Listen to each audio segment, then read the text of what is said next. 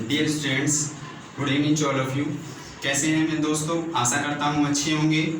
जैसा कि हम लोगों ने कल का वीडियो में जो हमारा चैप्टर था, सेकंड चैप्टर था सॉन्ग ऑफ माई सेल्फ, जिसके लेखक हैं वाल्ट व्हिटमैन, उसको हम लोगों ने पहला पैराग्राफ का हिंदी कर लिया था और लेखक के बारे में हम लोगों ने जान लिया था। एक चीज़ के बारे में और हम लोगों ने जाना था जिसका नाम था लीव्स ऑफ ग्रास, जो कि वो जो लीव्स ऑफ ग्रास है वो क्या था, एक कविताओं का संग्रह था। उसी में से एक कविता हमारा है सॉन्ग ऑफ माई सेल्फ, जिसके बारे में हम लोग पढ़ रहे हैं। आज हम लोग इसका दूसरा आज इस चैप्टर को हम लोग पूरा कंप्लीट कर लेंगे। चलिए देखते हैं इसका दूसरा पैराग्राफ में क्या हिंदी बनता है। तो पहला पैराग्राफ आप लोगों को समझ में आ गया होगा। पहला पैराग्राफ में वो क्या बताना चाहते थे कि हम सब एक हैं, जो मैं सोचता हूँ वही तुम भी सोचते हो, यानी हर एक आदमी इस दुनिया में सब क्या है, एक है, कोई अलग नहीं है। आगे क्या बोलते हैं दूसरा में, देखो, I loaf and invite my soul, मतलब मैं भटकता हूँ और मेरी आत्मा को आमंत्रित करता हूँ। क्या बोल रहे हैं नेक्स्ट पैराग्राफ में, I loaf and invite my soul, मैं भटकता हूँ और अपनी आत्मा को आमंत्रित करता हूँ। I lean and loaf at my ease observing I spear of summer grass, यानी जब मैं भटकता हूँ तो कोई भी आदमी अगर भटकेगा इधर उधर तो क्या होगा, वो आदमी थकेगा कि नहीं थकेगा। तो वही बोल रहे हैं कि I lean and loaf at my ease, और जब भी मैं भटकता हूँ तो भटकने के बाद मैं क्या करता हूँ, observing I spear of summer grass, summer मतलब गर्मी, ग्रास मतलब घास, और ऑब्जर्विंग मतलब होता है उस पर आराम करना। कहने का मतलब ये क्या बोलना चाहते हैं कि जब मैं भटकते भटकते थक जाता हूँ तो जो गर्मी का जो घास होता है, ग्रीष्म काल में जो घास होती है, उसके सिरे पर मैं क्या करता हूँ, आराम करता हूँ। कहने का मतलब ये जिंदगी का अपना मजा उठा रहे हैं। क्या मजा उठा रहे हैं, ये इधर उधर भटकते हैं और अपनी आत्मा को आमंत्रित करते हैं। और जब भटकते भटकते ये थक जाते हैं, है ना, जब ये भटकते भटकते थक जाते हैं तो जो ग्रीष्म काल का जो घास रहता है उसके सिरे पर वो क्या करते हैं, आराम करते हैं।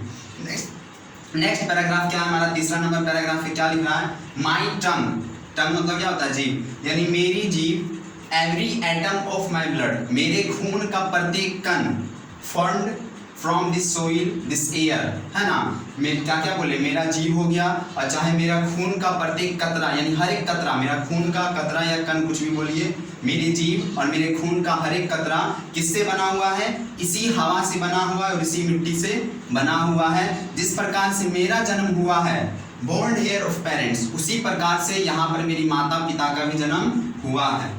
Born here from parents the same, और उनके माता पिता का भी जन्म इसी प्रकार हुआ है। And their parents the same, और उनके भी जो माता पिता का जन्म है वो भी इसी प्रकार से हुआ। यानी ये लोग देखिए क्या बताना चाहते हैं, एक दूसरे के बीच में रिश्ता बताना चाहते हैं। यानी जो इनके माता पिता थे, चलिए इनका परदादा से बात जैसे करते हैं तो इनका परदादा क्या जिससे इनका जन्म हुआ होगा, मिट्टी और हवा से, है ना।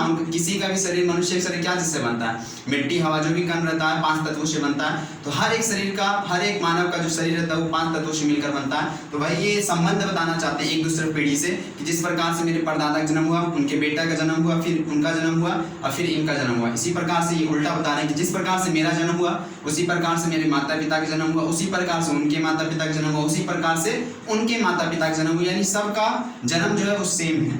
आगे क्या बोलते हैं, आई नाउ 37 ईयर्स ओल्ड, मैं जो हूँ वो अब कितना साल का हूँ, 37 साल का हूँ। ये आपका ऑब्जेक्टिव में क्वेश्चन पूछता है कि वाल्ट व्हिटमैन ने जो अपना एज है वो कितना एज बताया है पोइट्री के हिसाब से। तो उन्होंने एज कितना बताया है, याद रखिएगा, 37 साल का। यानी बोलते हैं कि मैं अभी जो हूँ 37 साल का हूँ, यानी जब उन्होंने ये कविता लिखी थी सॉन्ग ऑफ माई सेल्फ तब उनकी एज क्या थी, 37 साल थी। इन परफेक्ट हेल्थ बिगिन, और मेरा जो अभी स्वास्थ्य है वो बहुत अच्छा है, यानी मैं अभी 37 साल का हूँ, मेरा जो स्वास्थ्य है वो बहुत अच्छा है। होपिंग टू चीज नॉट टिल दैट, और मैं आशा करता हूँ कि मृत्यु तक मैं इसी प्रकार का स्वस्थ रहूँगा।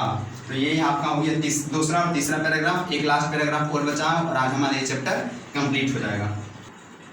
चलिए तो हम लोग अपने लास्ट पैराग्राफ की ओर बढ़ते हैं। पैराग्राफ नंबर 4 क्या लिखा हुआ है, creeds and schools in abeyance returning back well sufficient at what they are. यहाँ पर मैं आपको पहले याद दिलाना चाहता हूँ कि मैंने पहला पैराग्राफ में आपको समझाया था कि हमारे कवि जो है वो धार्मिक संप्रदायों को नष्ट करना चाहते हैं। धार्मिक संप्रदाय मतलब क्या, जो हम लोगों ने आपस में धर्म को बांटा हुआ है, जैसे हिंदू, मुस्लिम, सिख, ईसाई, सब जो धर्म है ना, सब बटा हुआ है। तो वही इस लास्ट पैराग्राफ में वो कहना चाहते हैं, क्या बोलते हैं, creeds and schools in abeyance returning back well sufficient at what they are, यानी कि इस दुनिया में जितनी भी धार्मिक संप्रदायों को है, मैं सब धार्मिक संप्रदायों को भूलना चाहता हूँ।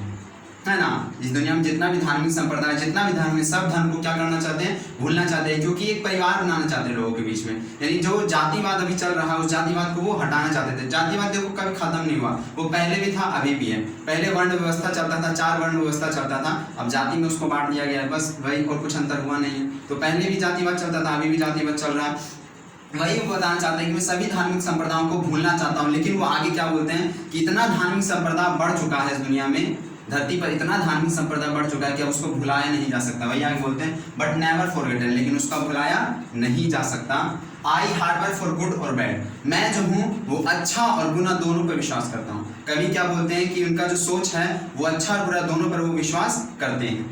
आई परमिट, यहाँ पर आप बात मतलब समझे क्या कि अच्छा बुरा मतलब क्या, अगर अच्छी चीजें होती है तो मैं उस पर भी विश्वास करता हूँ, और बुरी चीजें होती है तो मैं उस पर भी विश्वास करता हूँ कि ये सब हमारा क्या है, कर्म का फल है।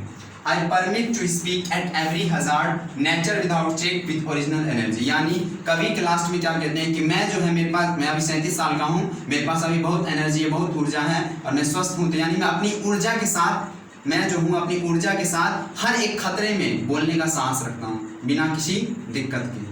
ये हमारे कौन है कवि, कौन कवि का नाम क्या है, वाल्ट व्हिटमैन जी। ये हम लोगों को बताना चाहते हैं क्योंकि जो अभी 37 साल के, यानी कोई भी खतरा है वो अपनी ऊर्जा के साथ उस खतरे को क्या कर सकते हैं, लड़ सकते हैं, हर एक खतरे में बोलने का साहस रखते हैं। तो ये हमारा चैप्टर हो गया कंप्लीट, हमारा जो पोइट्री था ये कंप्लीट हो गया, जिसका नाम था सॉन्ग ऑफ माई सेल्फ, खुद का गीत। किसने गाया था, वाल्ट व्हिटमैन ने इस कविता को लिखा था। कहाँ से लिखा, लीव्स ऑफ ग्रास। ये सब आप लोग ऑब्जेक्टिव याद कर लीजिएगा, आपका गेस्ट पेपर आता है, गेस्ट पेपर से ही ऑब्जेक्टिव आता है एग्जाम में, और बाहर से कहीं नहीं आता। ऑब्जेक्टिव सब्जेक्टिव आप लोग गेस्ट पेपर से याद कर लीजिए, उसी से आता, उससे बाहर नहीं आता, ये मैं आपको गारंटी देता हूँ, है ना। और बाकी बचे एक समरी, तो कल एक दिन और इसका लगेगा समरी लिखा दूंगा मैं। समरी 5 नंबर का आता है, मैं शुरू से बताते आ रहा हूँ, और 5 नंबर आपके हाथ में है। मैं जो लिखाता हूँ उसको याद करिए और उसको एग्जाम में आप लिख के आइए, 5 नंबर आपके हाथ में है। चलिए आज के लिए इतना ही, थैंक यू। और वन मोर थिंग, रोज मैं जिस प्रकार से बोलता हूँ आज फिर एक बार बोल रहा हूँ, मेरे इस वीडियो को नहीं, मेरे इस चैनल को सब्सक्राइब करिए। वीडियो तो आप लोगों को अच्छा लगता है तो लाइक करिए, नहीं अच्छा लगता है तो डिसलाइक मत कर दीजिएगा। अच्छा लगता है तो लाइक करिए, है ना, और इसको जितना ज़्यादा शेयर करिए। Thank you, that's all.